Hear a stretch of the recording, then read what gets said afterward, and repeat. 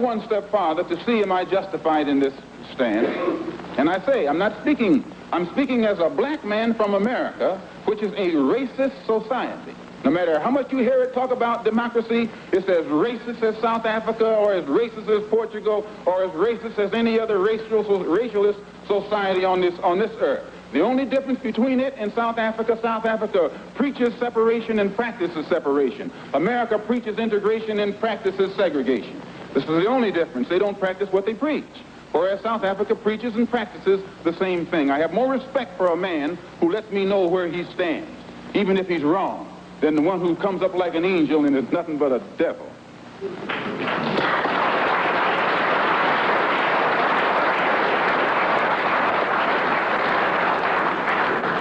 The system of government that America has consists of committees.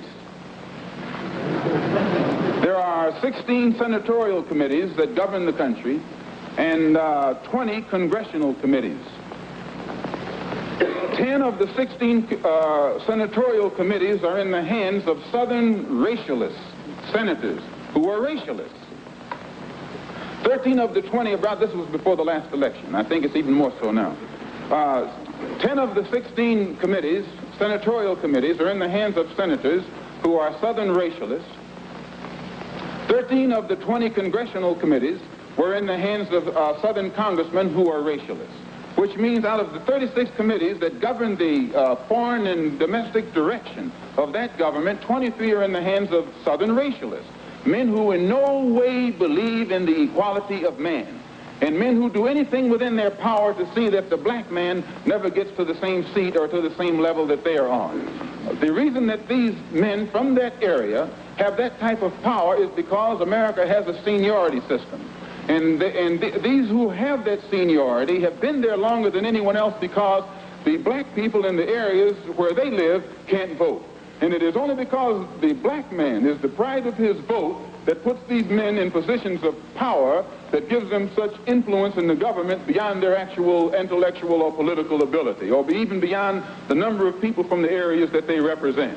So we can see in that country that no matter what the federal government professes to be doing, the power of the federal government lies in these committees, and any time a black man or any kind of legislation is proposed to benefit the black man or give the black man his just due, we find that it's locked up in these committees right here. And when they let something through the committee, usually it is so chopped up and fixed up that by the time it becomes law, it's a law that can't be enforced.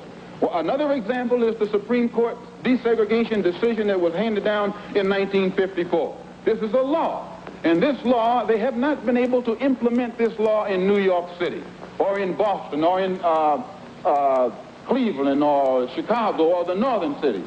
And my contention is that any time you have a country, supposedly a democracy, supposedly the land of the free and the home of the brave, and it can't enforce laws, even in the northernmost cosmopolitan and progressive part of it, that will benefit a black man, if those laws can't be enforced or that law can't be enforced, how much heart do you think we will get when they pass some civil rights legislation which only involves more laws? If they can't enforce this law, they'll never enforce those laws. So my contention is that we are faced with a racialistic society, a society in which they are deceitful, deceptive, and the only way we can bring about a change is to talk the kind of language, speak the language that they understand.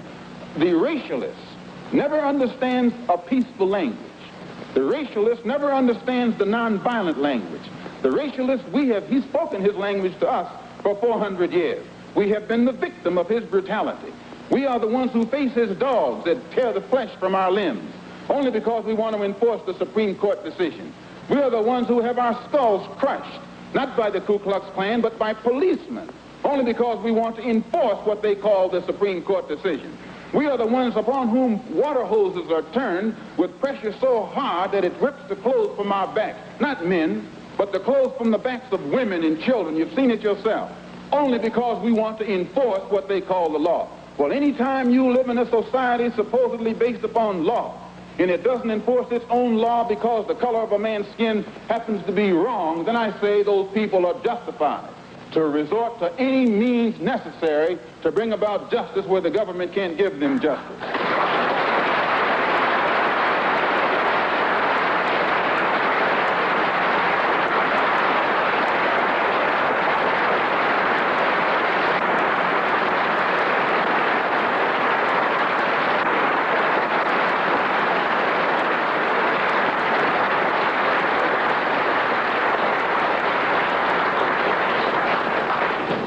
don't believe in any form of unjustified extremism. But I believe that when a man is exercising extremism, a human being is exercising extremism in defense of liberty for human beings, it's no vice. And when one is moderate in the pursuit of justice for human beings, I say he's a sinner. And I might add in my conclusion, in fact, America is one of the best examples when you read its history about extremism. Old Patrick Henry said liberty or death. That's extreme. Very extreme.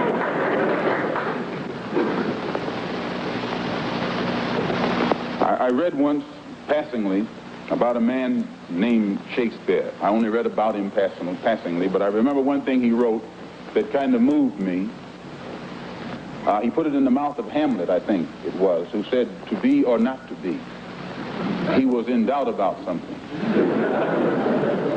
Whether it was nobler in the mind of man to suffer the slings and arrows of outrageous fortune, moderation, or to take up arms against the sea of troubles and by opposing, end them.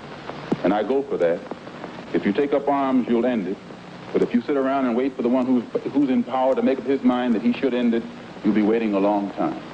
And in my opinion, the young generation of whites, blacks, browns, whatever else there is, you're living at a time of extremism, a time of revolution, a time when there's got to be a change. People in power have misused it, and now there has to be a change, and a better world has to be built, and the only way it's going to be built is with extreme methods. And I, for one, will join in with anyone, don't care what color you are, as long as you want to change this miserable condition that exists on this earth. Thank you.